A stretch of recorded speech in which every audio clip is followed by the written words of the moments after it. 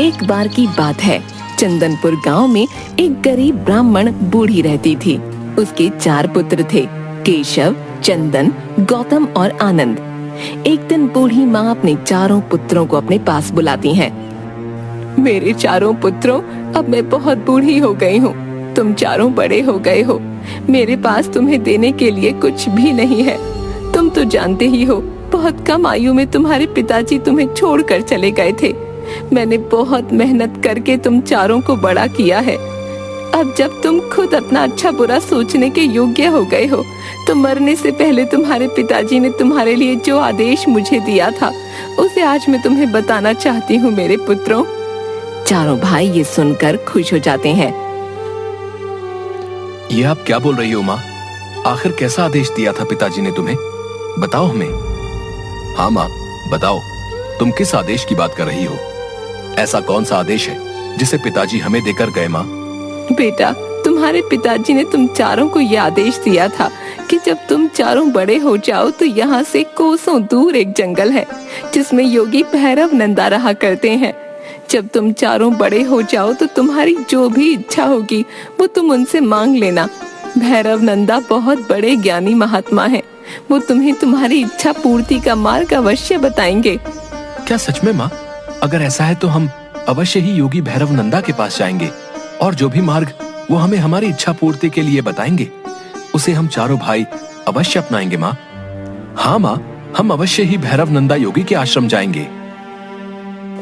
ठीक है मेरे बच्चों, लेकिन तुम तीनों ये अवश्य ही ध्यान रखना कि तुम्हें अपनी इच्छा पूर्ति के लिए अपने मन में लालच को उत्पन्न नहीं होने देना है। अगर ऐसा हुआ तो तुम्हारा मार्ग तुम्हारे लिए अभिश्राप बन जाएगा। और जल्दी मेरे पास लौट आना, मुझे तुम्हारा इंतजार रहेगा। ठीक है माँ, हम आपकी ये शिक्षा अवश्य ही याद रखेंगे।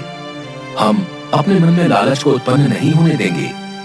अच्छा माँ, अब हम योगी भैरव नंदा के आश्रम की ओर चलते हैं।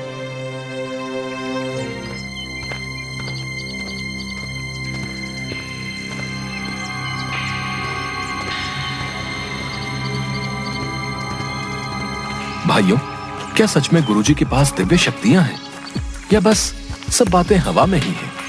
आनंद, ऐसी बातें नहीं करते। गुरुजी तपस्वी हैं और वो हमारे पिताजी के भी गुरु थे। हाँ हाँ ठीक है, देखते हैं गुरुजी को भी आज।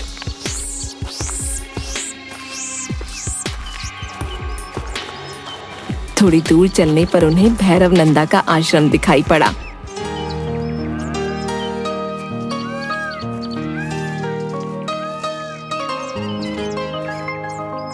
अरे वो देखो, वो रहा योगी भैरव नंदा का आश्रम। चलो उस ओर चलते हैं। तभी वो 4 आश्रम में जाते हैं। वहाँ उन्हें योगी भैरव नंदा ईश्वर के ध्यान में मग्न आश्रम के बाहर बैठे दिखते हैं। प्रणाम गुरुजी, अपनी आंखें खोलिए। हम बहुत दूर से आपसे भेंट करने आए हैं। हमें हमारी माता ने आपके पास भेजा है। आंखें खोलिए गुरुजी। क्या बात है बालकों, आखिर कौन हो तुम और कौन है तुम्हारी माता जिसने तुम्हें हमारे पास भेजा है? हम ब्राह्मण विश्वासनाथ के पुत्र हैं। गुरुजी, हमें हमारी माता ने आपके पास अपनी इच्छा की पूर्ति के लिए भेजा है। हमारे पिता ने संसार को त्याग करने से पहले हमारे लिए एक आदेश दिया था कि जब हम 4 बड़े हो जाएंगे तो अपनी इच्छा पूर्ति के लिए आपके पास चले आएं। अच्छा, तो तुम विश्वासनाथ के पुत्र हो। अब मैं सब समझ गया हूँ। तुम्हारा पिता मेरा बहुत ही प्रिय शिष्य था। एक दिन उसने मुझसे एक वरदान मांगा कि भविष्य में जब मेरे 4 पुत्र तुम्हारे पास आएंगे तो जो भी उनकी इच्छा होगी वो मैं अवश्य ही पूरी करूंगा। बताओ विश्वनाथ के पुत्रों, तुम्हारी क्या इच्छाएं हैं? मैं अवश्य ही तुम्हारी इच्छा पूर्ति में सहायता करूंगा। गुरुजी, वैसे तो हमारी कुछ महत्वपूर्ण इच्छाएं नहीं है, लेकिन हम चाहते हैं जो भी आप हमें अपने आशीर्वाद के रूप में दे देंगे उसे ही हम अपनी इच्छा और आपका उपहार समझ लेंगे। भैरव नंदा योगी ये बात सुनकर बहुत खुश हो जाता है। वाह विश्वनाथ के पुत्रों, बहुत ही उत्तम विचार है तुम्हारे। तुम भी अपने पिता की तरह ज्ञानी और बुद्धिमान हो। मैं तुमसे बहुत खुश हुआ। तुम यहीं रुको, मैं अभी आता हूँ पुत्रों।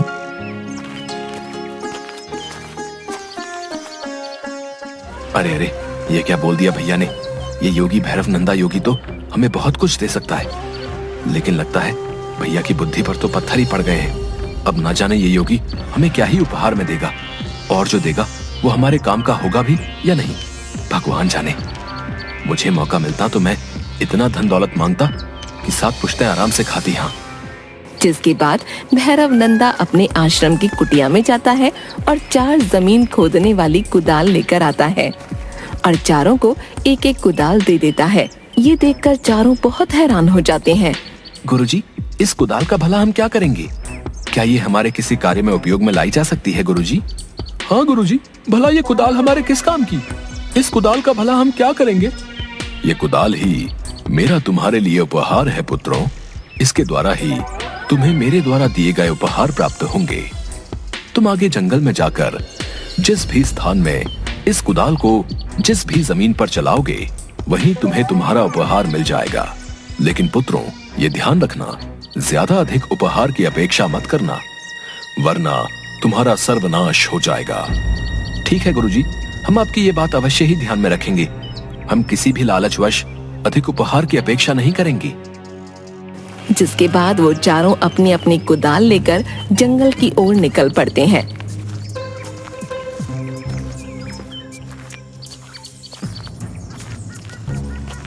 मुझे लगता है हमें इस कुदाल से यहीं खोदना शुरू कर देना चाहिए। गुरुजी के दिए उपहार हमें यहीं इसी जमीन के अंदर मिलेंगे। हाँ भैया, आप बिल्कुल सत्य कह रहे हैं। हमें यही गुरुजी की दी कुदाल से खुदाई शुरू कर देनी चाहिए। मेरा मन तो अंदर ही अंदर प्रसन्न हुए जा रहा है उपहार पाने के लिए। चलो चलो जल्दी करो। तभी वो चारों अपनी अपनी कुदाल से जमीन को खोदना शुरू कर देते हैं। जिसके बाद जब केशव कुदाल से जमीन खोदता है तो उसे अचानक से बहुत सारे तांबे के कुछ सुंदर बर्तन दिखाई पड़ते हैं। अरे वाह वाह, ये तो बहुत ही सुंदर तांबे के बर्तन हैं। इन्हें तो मैं माँ को जाकर दूंगा। बेचारी मिट्टी के बर्तन में खाना बनाती है, जो कि अब पूरी तरह से टूट चुके हैं। मुझे मेरा उपहार मिल गया है। भाइयों देखो। हाँ केशव भैया, ये तांबे के बर्तन तो कितने सुंदर और चमकदार हैं। वाह वाह वाह वाह, बहुत सुंदर। वाकई तुम्हारा उपहार तो सुंदर है। अरे भला ये भी कोई उपहार हुआ? ये मामूली से तांबे के बर्तन है। तभी गौतम अपनी कुदाल से जमीन खोद ही रहा होता है कि उसे चमकता हुआ एक सोने का हार दिखता है। अरे ये देखिए भैया, देखिए देखिए, मुझे भी अपना उपहार मिल गया है। देखिए ये कितना सुंदर सोने का हार है। हाँ, मैं इसे माँ को दूंगा।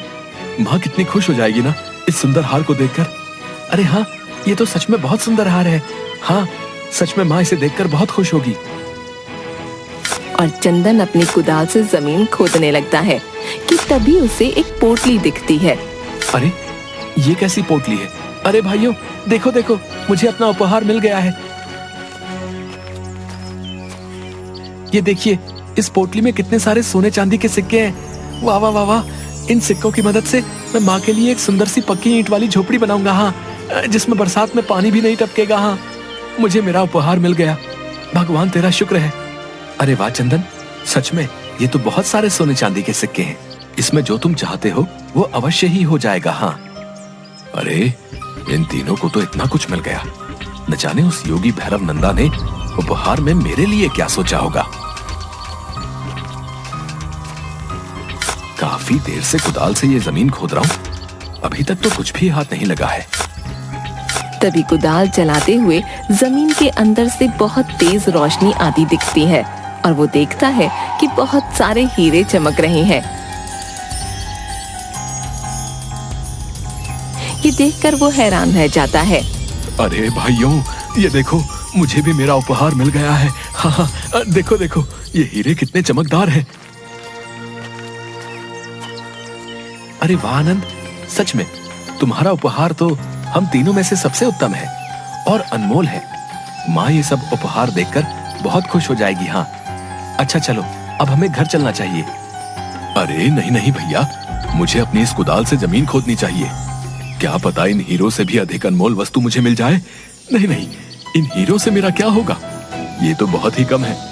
आप लोग जाएं, मैं और अधिक अनमोल वस्तु लेकर घर आ जाऊंगा। हाँ। आनंद की ये बात सुनकर तीनों भाई बहुत हैरान हो जाते हैं। अरे आनंद, ये तुम क्या बोल रहे हो? ये बिल्कुल भी उत्तम नहीं है। याद नहीं है गुरुजी ने क्या कहा था? हमें जो भी उपहार मिला है उसमें ही संतुष्ट होना चाहिए, अधिक की चाह नहीं करनी चाहिए। अगर हम में से कोई भी ऐसा करेगा तो परिणाम अच्छा नहीं होगा। हाँ, आनंद भैया सत्य ही बोल रहे हैं। चलो अब हमें घर की ओर लौट जाना चाहिए, माँ हमारा इंतजार कर रही होगी। नहीं भैया, मैं बस इन हीरों को लेकर माँ के पास नहीं जाऊंगा। हाँ, मुझे और अधिक और अनमोल उपहार की तलाश है। मुझे विश्वास है वो मुझे इसी जमीन के अंदर मिलेगा। इतने कम धन से मेरा कुछ नहीं होने वाला।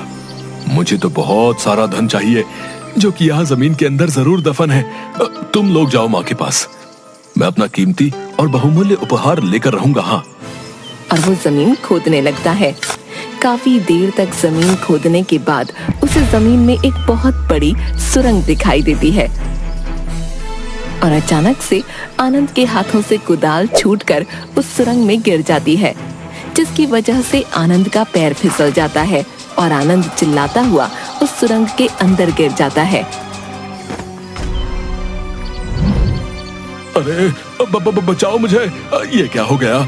मेरा अनमोल उपहार, बचाओ बचाओ। तभी ये दृश्य देखकर उसके तीनों भाई हैरान हो जाते हैं। ये तुमने क्या कर दिया आनंद?